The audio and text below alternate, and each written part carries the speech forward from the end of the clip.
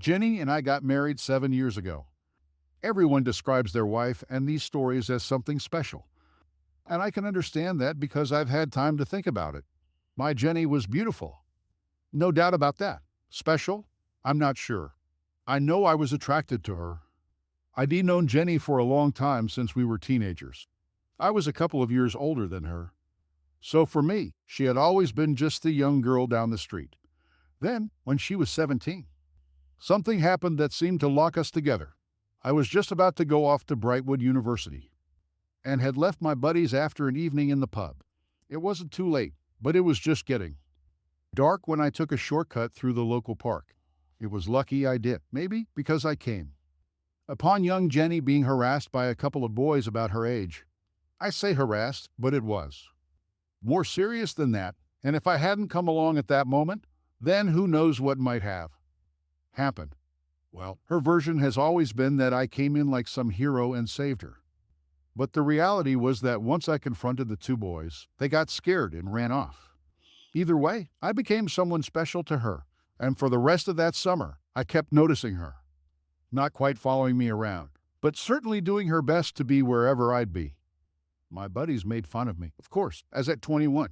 I was far too old for her, but even then, I had to admit she was a very pretty young girl with, even at that age, the most superb pair of long, shapely legs.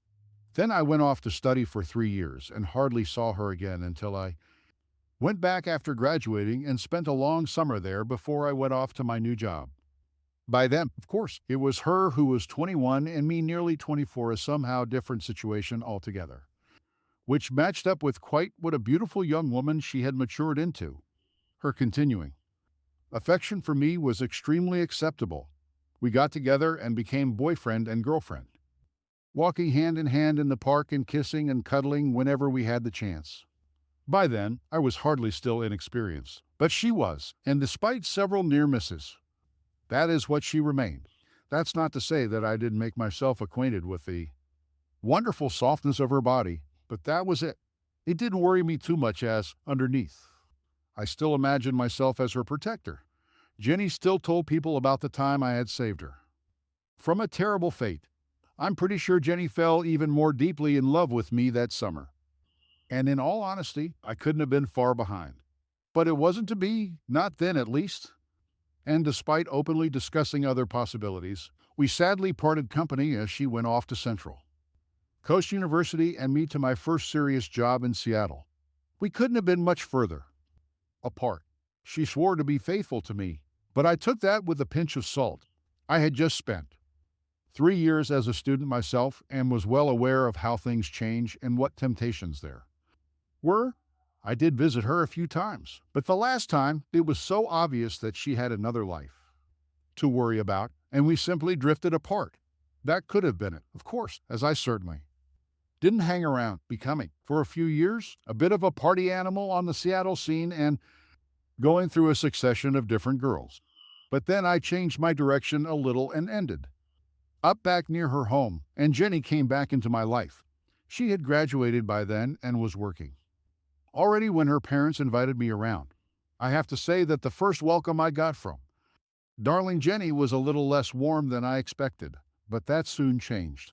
Indeed, she had changed. She had grown up, become more sophisticated, more worldly wise, and yes, she had lost her innocence. And unfortunately, it hadn't been to me. No matter really, and who was I to complain? Then one evening, she told someone I was still her special hero, and we seemed to be back where we'd left off. I renewed my acquaintance with her, and this time we didn't stop there. We were soon fooling around like bunnies, and the more we spent time together, the more we fell in love. Marriage followed as sure as morning follows night, and 7 years later, we were still as much in love as we ever had been. Jenny was sometimes a bit odd, didn't approve of all manner of things, but never pushed her views too far, so it never was a problem. We were happy, really happy, and the future looked bright. My problem started when my company decided to promote me. No problem with that, except that it was to the bustling city of Portland, where my loving wife had spent her years at university. It was that or overseas, and since we wanted to start a family, Portland just seemed to make more sense. No problem there either, at least not for the first couple of weeks while we found ourselves a temporary rented flat and settled in. I knew I'd miss going to watch the Seahawks play football, and Portland FC was hardly going to replace them in my affections. But overall, Portland seemed not a bad place to be in. For those of you who don't know it, it is a very lively city with lots of nightlife. Then one evening, she suggested that we do a bit of a tour of the city and look in on a few of the places she used to frequent as a student. We had a drink in a few of the student pubs, but even Jenny felt a bit out of place since it had been 7 years since she had graduated from Central Coast. We ate at a restaurant where she had worked for a while, but even there, she found nobody that she remembered. Even the decoration had changed, and it was obvious that she was feeling a little disappointed with the evening. It simply didn't have the magic that she had been hoping for. Strange just how little thing like a place for decorating since you were last there can really make someone so utterly disappointed. The whole evening looked as if it was going to end so poorly. I know, she declared at last. There was a little pub on the edge of town that I worked in during my final year. It wasn't a student pub, so maybe some of the locals will still be around. It was still early evening, so we walked hand in hand through the city center like the two lovers. We were not bothering with the car, till at last she led me down a couple of back alleys. The nature of the buildings began to change from bright city lights to shabby backstreet houses and crumbling workshops. Was it like this when you were here? I asked Jenny doubtfully, and she laughed, telling me that it hadn't changed. She lived not far away in some cheap flat that she had shared with 3 other girls, one of whom had worked in the same pub as her for some time. Just around this corner, she told me at last, the joy in her voice so obvious that it made me grin. And then there in front of us was a grimy-looking pub that I wouldn't normally have dreamed of. Going in on my own? No matter, with Jenny the way she was dressed. Not that she was dressed down, or anything that simply wasn't her style. Jenny was the epitome of smart in her appearance. From her neatly cut short dark hair to her smart suits and formal high heels. That evening was an exception, and she had worn a short skirt, not very short at all. But for her, just a little more daring than normal. I joked that maybe it was to remind her of her student days, but on reflection, just perhaps she had some idea of how the evening was going to pan out. Maybe not, though. No, I think if she'd known, then she wouldn't have left our flat. The Red Lion, the pub was called, with 2 typical big period etched multicolored windows to the front that no doubt looked very fine in their day. You sure this is it? I queried hesitantly. Of course, she replied, not so bad once you get inside. With that, she flashed me a beautiful smile, the one I loved so much since I'd eaten her as a young girl, and pushed open the pub door. Little did I know at the time that I would never feel the same again about that smile. I followed her in, and she was right. The interior was old-fashioned but quite clean, with a long dark wooden bar and a lovely old mirror behind. The windows that looked so grubby from outside actually looked fine from within, as the lights from the street lamp shone through them, giving the bar a warm sort of glow. Jenny stood there, entranced at last recognition registering on her face. It hasn't changed a bit, she said quietly to nobody in particular. I shouldn't think it's changed much in 50 years, I added, which made her giggle a little, and squeezed my hand as she looked lovingly up at me. Oh, look, Ben, look, and she was off, letting go of my hand and scooting across the wooden floor to the other end of the bar. Hi there, remember me? I heard her say to the barman, who turned around to look at her. He looked her up and down, appraising the pretty young woman in front of him. Then a smile came to his face as he recognized who had just greeted him. Jenny, he cried. Is that really you, Jenny? Jenny stood there nodding her head in confirmation, grinning up at the tall, lanky barman whose name I never discovered. I couldn't help grinning myself as I realized that at last Jenny had found someone who remembered her, and the evening wasn't going to be a total waste after all. He whooped with some sort of joy and rushed from behind the bar, taking Jenny in his arms and cuddling her tightly, kissing her full on the lips. The cuddle and kiss didn't last long enough for me to get jealous or anything. But the first uneasy feeling slithered coldly through my gut, removing the grin from my face. They talked animatedly about things I knew nothing of, and I waited to be introduced. The talk passed on to people who Jenny had obviously known back then, and I still waited. In vain to be introduced when another guy walked into the pub. The barman called out to him and told him to come and see her turned up. He walked straight by me and yelled, "Jenny," as soon as he spotted her. Again, I had to endure my wife being cuddled and kissed by a man I'd never seen before. Again, I waited in vain to be introduced. "Mark will be in any moment." "Jenny," the second guy told her, and to my amazement, she blushed. "Thought that would get to you," he added, seeing her reaction. "Really?" answered Jenny. "Mark still comes in, does he? Heck, really be here soon." Who the hell was Mark? Jenny had never mentioned a Mark before. No reason why she should, of course, but I didn't like the way the evening was heading. And I didn't like the way she was ignoring me either. I was still left there standing on my own. Feeling like a spare prick, I cleared my throat to attract her attention, and when that failed, I coughed loudly. The barman looked around at me, but Jenny continued to ignore me. Deep in conversation with the other man. "Sorry, mate," the barman called over to me. "He'll be with you in a minute." What could I do? I could have gone and grabbed her arm or something. But she was so obviously lost in the fun of meeting her old friends that I decided to bide my time, walking up to the bar just behind them and leaning on the counter. "Yes, mate?" asked the barman at long last, tearing himself away from my wife. "What can I get you?" "A pint of best, please," I told him, "and whatever the lady wants." The smile left the barman's face as I said it. "I don't think this little lady takes drinks from just anyone, mister." He snarled at me, evidently totally unaware that I was her husband or that she was even with me. "I think she'll have a drink with me," I responded, my temper just beginning to rise now. "Look here, mate," the barman started. "You can't come in here," and it was as far as he got. However, as that last Jenny turned around, the raised voice is finally attracting her attention, and interrupted him. "It's okay, he's with me," she informed the other two casually, hardly bothering to so much as look over at me. The barman shut up, but still scowled at me as he pulled my beer. "That will be 5 then," he demanded as he pushed the glass over the counter towards me. "And the drink for the lady?" I queried. "That's on the house," he briskly informed me. Ben probably asked her what she wanted and poured it for her without looking back at me. I stood there sipping my pint, wondering what the hell was going on.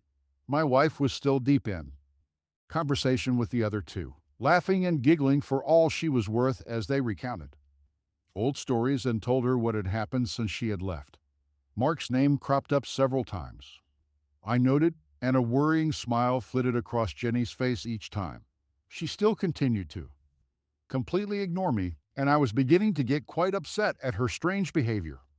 I was about to step in between them to reclaim my wife's attention when the pub door opened, and 2 big chaps breathed in, one of them white and the other a West Indian.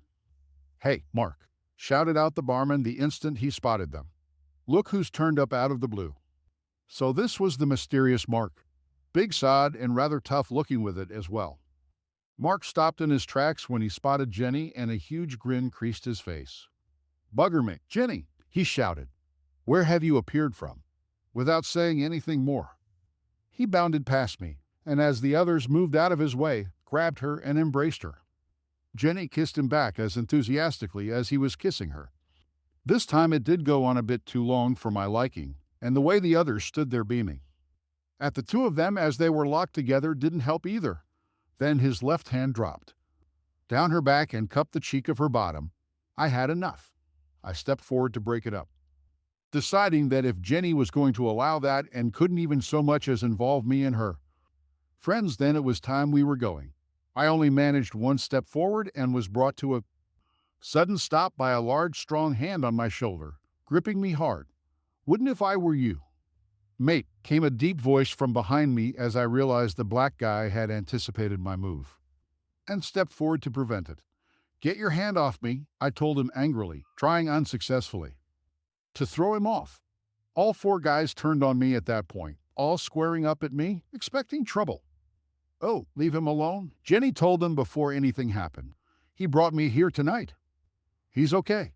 He won't cause any problems." All this without so much as even looking at me or acknowledging me in any way. Her head turned towards me for a moment, but her eyes never met mine. Brought her here, did I? No mention that I'd known her since she was a kid and that I happened to be her bloody husband.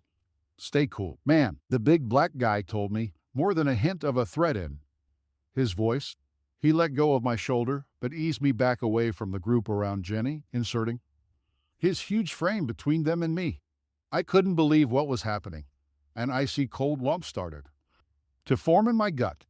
An hour ago, I had been hand in hand with my loving wife, almost skipping happily through the middle of Portland city center, as much in love as any couple could be.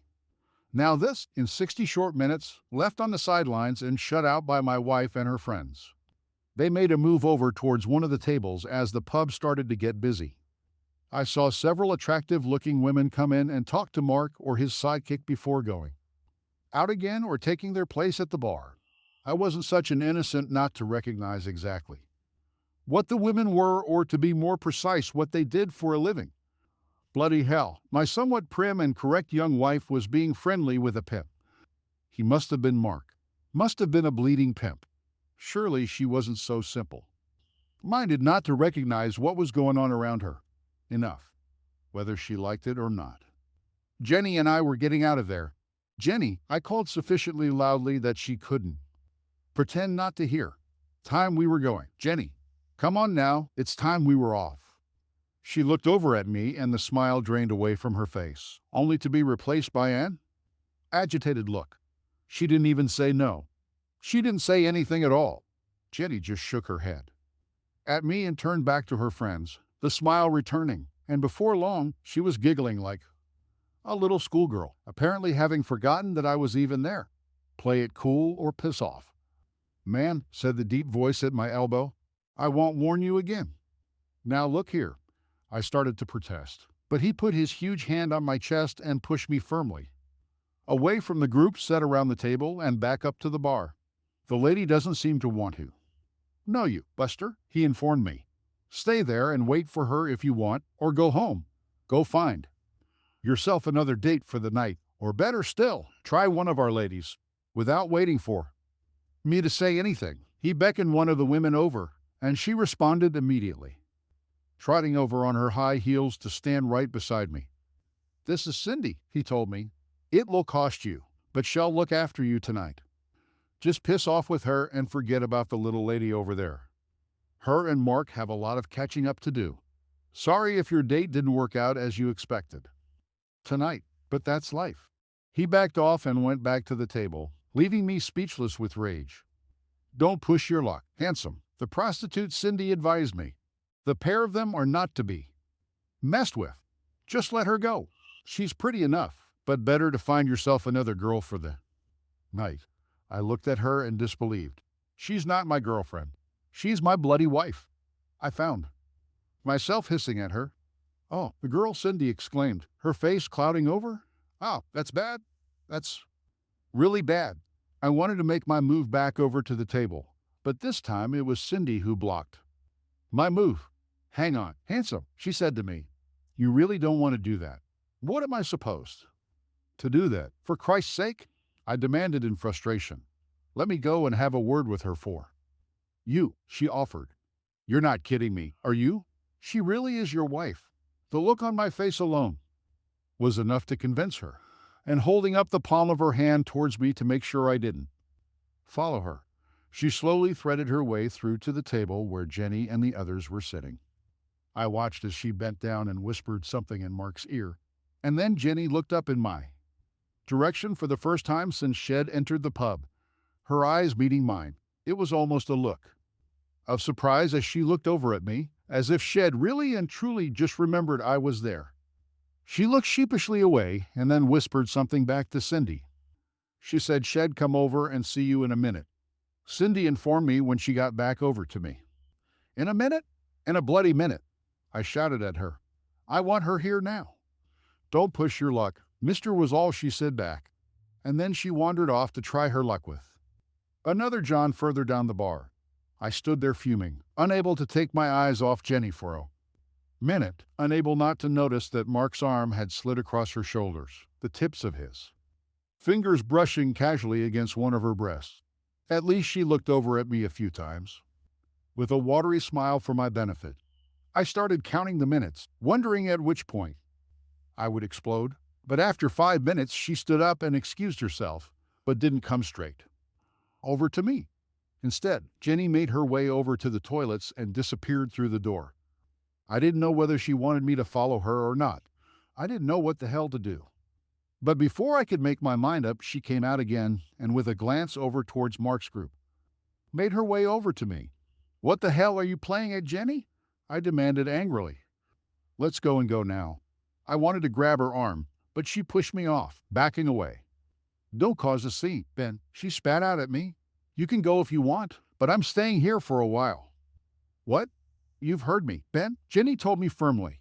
"I'm staying here for a while to chat to my old friends. You can go and come back later for me, or stay here and wait." I looked at her, unable to believe my ears. The woman who had told me how much she loved me several times earlier that day was telling me to piss off. "Better if you just go home, Ben," she continued when I failed to respond. "He'll get a taxi back later." "Well, talk about this then." "And not bloody while leaving you here." "Jenny," I cried. I very nearly did cry, in fact. "Then just stay and watch." "Then, Ben, if you must," she answered resigningly. "You might not like what you see, but for your own sake, don't interfere." I tried once more to persuade her to leave with me, but she would have none of it. "Better if you left now, Ben," she suggested. "He'll see you later." "Don't worry, sweetheart. Everything will be okay afterward. I love you and won't make it up to you. I promise. Just give me this one evening and everything will be like before." Jenny made a move away, but I grabbed her arm and pulled her back, astounded at her outrageous behavior. I didn't even see him coming. Before I knew it, I was flat back up against the bar as the big black guy knocked my arm away from my wife and me with it. In no wimp, so I took a swing at him. But I might as well have tried to knock down a brick wall. He shoved me further along the bar, and then pushed me to the ground. "I warned you, you stupid little bastard," he reminded me, a nasty grin on his face. Then he picked me up as if I was a featherweight and propelled me to the door. "Don't hurt him," Ted cried out. "Jenny, he hasn't done any real harm." I don't really know whether her pleas had any effect on the outcome, but at least I guess she had tried. The next thing I knew, I was outside and doubling up as he hit me in the stomach, and then reeling backward as he punched me in the chest. It felt as if I had been hit by a train, and I felt flat on my back and waited for the beating to continue. It didn't come. I lay there for a good while, wondering how the hell I had gotten there. I had a pain in my chest from where he had hit me and was fighting for my breath due to the blow to my middle. 2 punches, just 2 casual punches, and I had been reduced to a wreck, aching all over and still unable to stand up. Another 10 minutes and I was able to pull myself up to my feet, shaking off the dust and grime from my clothes. How could an evening that had started so wonderfully have descended that far? Again, it was the same thing. I just didn't know what the hell to do. I'm no softy, but how could I stand up to a great Hulk like that? Had murder me.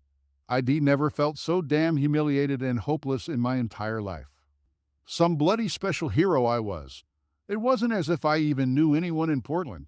I didn't so much as have a friend to call to help me. I stood there and watched the slow stream of clients going in and out of the pub, more than a few of the guys going in and coming out later, with one of the women on their arm. The pub was a bloody brothel. My wife of 7 years, who only that morning I had discussed having children with, was in an effing brothel. She'd taken me there and must have known. I fought back the tears and knew what I had to do. I couldn't walk away and leave her there like that.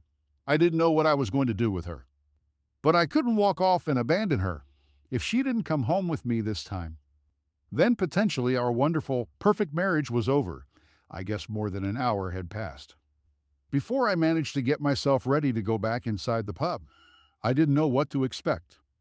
I certainly never expected what confronted me. I guess maybe you might describe it as an impromptu striptease act. It was my wife and another girl. My wife had the last shred of clothes on her, and that was about to come off. A large group of guys surrounded the pair of them. grinning and laughing as Jenny's last clothes came off. No, no, I couldn't stand it. I charged forward, pushing my way through the other men and grabbed at Jenny, who looked around at me, a startled look on her face. "Oh no, Ben. Oh, for Christ's sake, no," was all she managed to get out. I fared no better than the last time, and the lights started to go out for me as someone smashed me hard in the face. The last thing I remember seeing was Mark clutching my wife in his arms. I think she had a look of horror on her face as she watched me being dragged out of the pub. They weren't so easy on me the second time, and it was several hours later that I fully came to in the middle of a car park some distance from the pub. I heard all over, but I guess they were experts, and though I was in pain, nothing seemed to be broken. It took me an hour to find my way back to our car, and another before I managed to start it and drive back to our new rented flat. I fell asleep on the sofa, not knowing, and by then beyond caring, at what time Jenny would be home. The following morning, I woke up feeling worse than death. I had a very long, very hot shower, and at last my body started to feel like it belonged to me again. I got slowly dressed, trying not to think of the previous evening, but I just couldn't stop. I didn't know if the pain in my body was as bad as the pain in my brain. Was my marriage over? I had no idea, but it seemed pretty likely. For the life of me, I couldn't understand what had happened. How could my loving wife Jenny have acted like that? I'd be known her all those years, but quite obviously not as well as I thought. 11 in the morning, and where the hell was she? I was buggered if I was going to chase back over there to find her. Another hour passed, and still no news. I paced around the room, not knowing what to do. I was buggered if I was going back to look for her. Then the phone rang.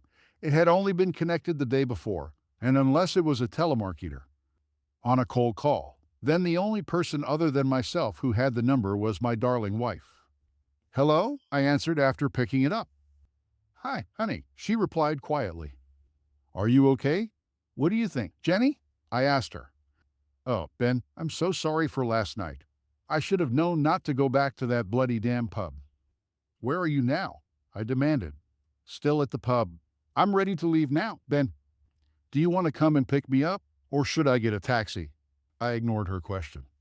"So, who did you sleep with last night, my darling wife?"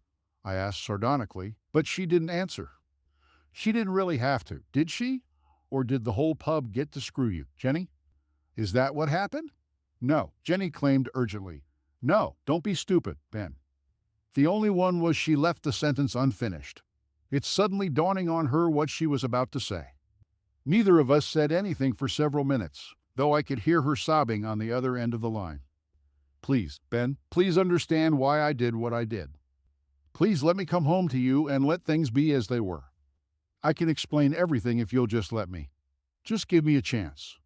I desperately wanted to tell her to piss off, but this had to be sorted out one way or the other.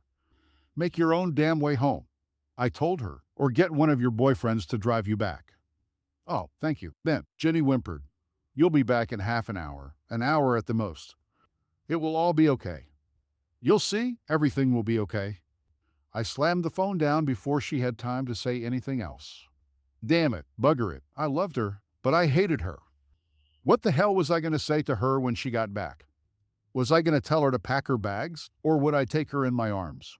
As it turned out, I didn't have to make that decision. Half an hour passed, then the full hour. The afternoon turned into evening, and still no sign of my errand wife. By 8 p.m., it was obvious she wasn't actually going to come home. Not that night, anyway, and for me, that meant possibly not any night in the future. As each hour had passed, I had gotten angrier and angrier. Not shouting and screaming angry, but with cold, calculating fury that consumed me. I put a few things in the car and drove very carefully back to the city center, hoping that I could find the pub again that Jenny had taken me to the night before. After several mistakes, I eventually recognized a large factory, and just down the road, the Redland Pub. Parking the car just around the corner, I got out and walked towards the bar. Outwardly confident, but my heart pounding away inside. I had to admit I was nervous, even physically frightened after what they'd done to me the previous night. I hesitated by the front door, not knowing what to expect. I didn't even know for sure if Jenny was still in there. I pushed the door open and went in. It was much as before, full of rough-looking characters, and even rougher-looking women. I recognized several faces, and a couple of them looked surprised to see me. If they weren't sure if it was me from the night before, then the black eye and bruises on my face would have given it away. "Haven't you had enough, mate?" asked the barman on spotting me. "Where's my wife, asshole?" I demanded. At least he had the decency to look surprised. "Your wife?" he queried, screwing his face up. "Jenny's your wife." I nodded my confirmation. "Bloody hell," he said. "She told us you were just a date." The barman looked at me with some sympathy, remembering what had happened the night before, and possibly even more since I had been thrown out. He knew there was going to be trouble. He didn't know what, but he knew. He cocked his head to one side, indicating the far corner. When I looked over there, she was. Jenny sat on Mark's knee. Neither of them had noticed me enter, and I crossed over to them before they realized I was there. Jenny gasped in surprise and tried unsuccessfully to pull her blouse back over to cover her body. She needn't have bothered, as we'd all seen them before. Mark simply grinned at me. That sort of grin when you know you've got the better of someone. That was a long half hour. "Jenny," I said to her, "did something hold you up?" Jenny said nothing at first, just stared at me with a shocked look on her face. "Piss off," Wimp spat out. "Mark, he'll send her home to you when I'm good and ready." Well, at least it seemed that he knew she was my wife. "Please, Ben," whispered Jenny at last, finding her voice. "He'll definitely be back home later, I promise you. He'll come back. And everything will be just fine." Mark laughed and kissed her, teasing me more than her. "You'll go when I say you can," he spat out, never taking his eyes off me to judge my reaction. "Last chance, Jenny," I said to her, ignoring his sneers. "It's now or never." I'd thought about it a lot, and I think even then, if Shed come with me, chosen me over him, then I would try to work it out. Maybe we could get over what had happened so far. I wasn't sure, but maybe. She looked at me pitifully, indecision written all over her face. Her eyes, her lovely brown eyes, said it all. She knew how much she had hurt me, but instead of doing what she knew she should, she was calculating how much more she could get away with. How much further could she push me and still have me come back for more? "Please, Ben, be reasonable," Jenny whispered eventually, and I knew she had failed me again and that we were finished for good. "You know how much I wanted to see my old friends again and relive my old student days just one. Last time, just hang on a little longer for me while I have my last harmless little fling. And I promise you everything will get back to normal. I really do love you, sweetie. And promise they'll make it up to you." She stared at me imploringly, her eyes begging me to agree. But I said nothing in reply. I had nothing else to say. Jenny went to say something else to me. But Mark had had enough as well. He kissed her hard and threw out even harder. And her words were transformed into nothing. That was it. I had all the information I needed. My wife was coming back home after all, but I do have to wait till tomorrow or maybe the day after. Or the day after that. Fine. That was great, wasn't it? I noticed that the West Indian guy was edging over towards me, so I held up my hands and backed off. No point in getting involved in a one-sided fight with him again. The whole bar had fallen silent, waiting to see what was going to happen. But as far as I was concerned, nothing was going to happen, at least not straight away. "See you all later then," I said quietly. "In Not Still 17. Jenny," I burst out. "I can look after myself now." Even her face fell when she saw how that hit me, her one special thing over all those years, and she was throwing it back in my face. "I'm sorry, Ben," she started. I really didn't mean that. But I ignored her, taking no notice of her incoherent apology as I backed out through the door. Mark laughed out loud again and slid her blouse right off her, reaching up under her skirt even. As I watched her rub my face in my misery, it could have been that caused the tears to roll down her cheeks, but somehow I doubted it. I guess she still loved me in her way. And to see me humiliated like that again could have just been too much. That's what I like to think anyway. As I closed the door behind me, the silence in the pub crashed as everyone started to talk and laugh at the same time. I guess they thought they'd seen The last of me strolling slowly back to my car. I opened the trunk and took out the stuff that ID put there before I left the house. Anybody watching me would have thought I was cool and relaxed. Whereas actually I was fuming inside, terrified of what I had decided to do, not knowing how it was going to turn out. I had a license for my overhand under 12 gauge Browning shotgun. I'd been going to clay pigeon shooting for a couple of years by then, and though I wasn't very good at it, I figured I didn't have to be for what I had planned. I selected a handful of cartridges, making sure they were all small caliber, as I didn't want to end up in prison on a murder charge. I broke the gun and pushed 2 rounds in, putting the rest in my jacket pocket. A few moments later, and I was back outside the pub and staring at the 2 big engraved windows. This will wake them up, I thought as my heart thundered away inside my jacket. This wasn't me. It just wasn't me. But what else was I to do? There was no mileage in going back in and arguing with her, as she wouldn't agree, and I'd probably get another beating. What would I do if I simply went home? Wait for her to come back to me and discuss how we might get over what she had done. How she had humiliated me. No bloody way. It had gone beyond that by now, and I wasn't taking any more from any of them. Taking aim at the first window, I squeezed the trigger just like I'd been taught. My arm was trembling, shaking even, and the barrel of the shotgun was swaying around uncertainly in a large circle as I fought to control my nerves. It didn't matter really, as I was no more than 15 feet from the window. I increased the pressure on the trigger and resisted the urge to close my eyes. There was a loud bang, and an instant later, the whole window disintegrated in a toiling mass of broken glass. I took aim at the second window. With renewed confidence, fired off the second barrel, and the other window followed suit. The report from the gun echoed around the surrounding buildings far louder than it had ever before sounded when I had shot previously out in an open field and mingled with the tinkling of fallen glass. I calmly took 2 more cartridges from my pocket and loaded them into the gun. Then I waited to see what would happen.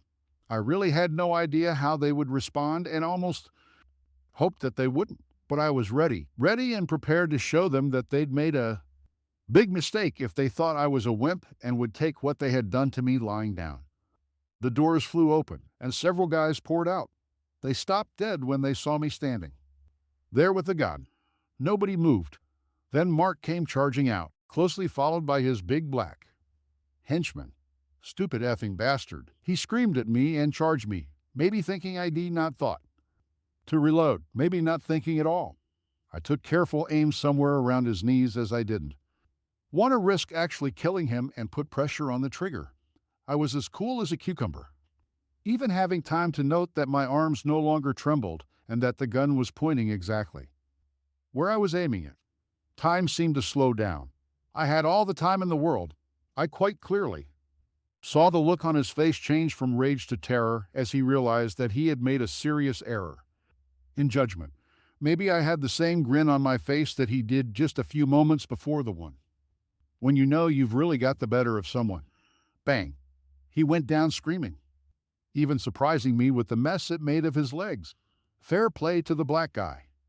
He didn't even hesitate. Great courage or no brains and not sure, but he didn't stop. Not that is until the second barrel load ripped into his legs and put him down as well. The 2 of them lay on the ground, Mark screaming and the black guy groaning aloud. I didn't even bother to reload this time. My emotions were too shot, but fortunately, the rest of the crowd suddenly melted away.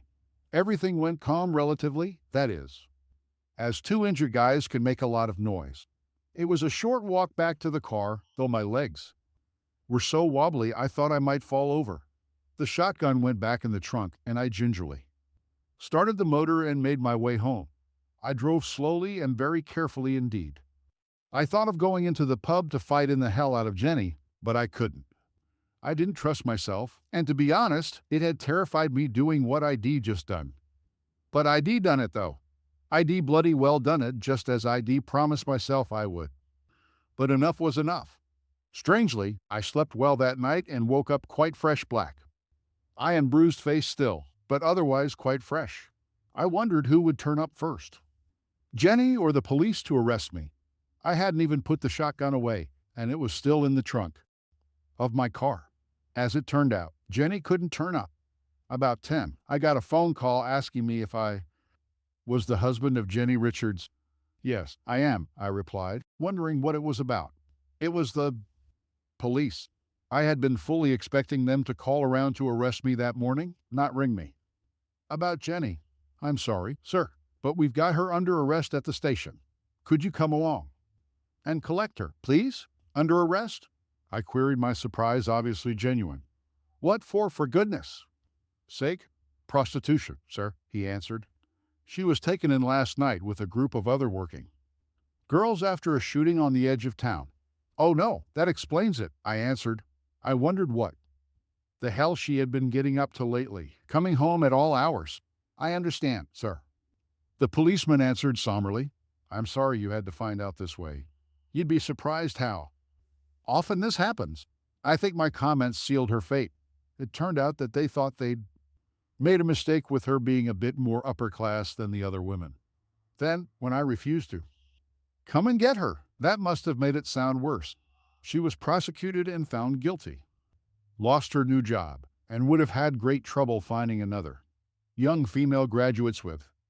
The conviction for prostitution are not exactly why they sought after by most firms. The police didn't even so much as ask me whether I owned a shotgun. Mine was registered to me quite openly, back in Austin where we had just moved from, but they never even checked. I wasn't a suspect in any way, so why would they? But why did nobody from the pub split on me? Well, I had no idea at all. Jenny tried to contact me time and time again. I never met up with her again, but I did eventually accept one of her calls after she got more and more desperate. She told me she still loved me in all the usual rubbish. I think she really did as well and was obviously broken-hearted that I wouldn't entertain taking her back. I refused to even discuss it, and she acted a little frightened of me after I had dealt with our problem as firmly as I had. Jenny was at least honest with me when I questioned her about Mark and her job at the pub when she had been a student. How the hell do you go from working behind the bar to what happened the other night? I demanded. I said I worked at the pub when I was a student. Jenny told me. I never said I worked behind the bar. Oh, bloody hell. I can't describe how I felt when I realized the implications of those few words. Shed worked for that bloody Mark as one of his girls. Only then did it all make sense the hold he had over her. I'd married an ex-prostitute and would never have known it if we hadn't gone back there. Was that a good thing or a bad thing? Hard to say, really. You'll have to judge for yourselves. It was her that warned me that Mark would come looking for me to sort me out himself. Once he was back on his feet, that is. Maybe that's why nobody from the pub told the police about me, as people like that sort their own problems out. Had never find me, of course. I backed out of the job in Portland, which they understood after the news of my wife got out. But I took the one in the Middle East where they were happy to have me on a bachelor posting as they're cheaper then. A married couple. That's about where we came in, I suppose. I got away with it. To my surprise, I actually got away with it, and they put it all down to a gangland shooting. I suppose you might be wondering what then happened to me. Okay, well, that's natural, as you might imagine. I gave up clay pigeon shooting and sold my shotgun, then took up golf instead. Got quite good at it as well, and eventually got my handicap down to 6. I went out with quite a few different women, but only discovered just how good my wife Jenny had really been in bed. Well, she would have been, wouldn't she? As she had worked at it, as it were, in both senses of the word. Then I met up with Angie, a lovely American woman whom I met in Dubai. Life was fine after that, really fine. I never inquired too deeply quite where she had gained her experience, but I really think she was just a gifted amateur. I hope so anyway. We have never married. She didn't want to, and strictly speaking, I was still married, and I still haven't bothered to get divorced. I came back to the UK occasionally, but always steered clear of Portland till, at last, I couldn't resist it. One Thursday in June found me slowly driving past the Red Lion, hoping that nobody would recognize me after all that time. The fine decorated windows had been replaced by some modern double-glazed units. Pity, really, I'd rather like them. I sat there in my car for a while. And at last, to my surprise, a guy in a wheelchair turned up. He was a big chap and tough looking, but fatter than ID, remembered Mark. But of course, Idaho only seen him a few short times, and that had been 5 or 6 years previously. What clinched it was the big colored man pushing.